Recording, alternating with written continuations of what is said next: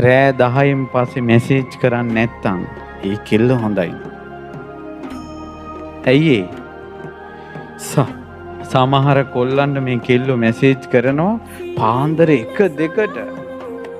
ওই ප්‍රශ්න කතා කරගෙන ආපු අයගේ ෆෝන් මම බලලා තියෙනවා.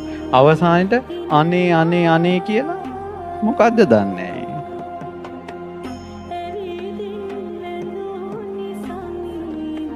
එතකොට මොකද වෙන්නේ දන්නවද? විවාහ වුණාට පස්සේ ඔය නිදි මරණ එක පුරුද්දට යනවා. කොල්ල වැඩ කළා මහන්සියට ඇවිල්ලා බුදිය ගන්නවා. කෙල්ලට නිින්ද යන්නේ.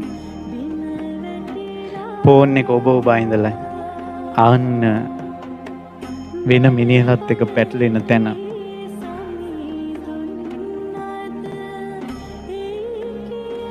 යම් කෙල්ලෙක් කියනවා නම් අනේ මේ අපි ඉගෙන ගන්න වයස ඔයා පාඩම් කරලා නිදා ගන්න. ඔන්න අවසාන මැසේජ් එක.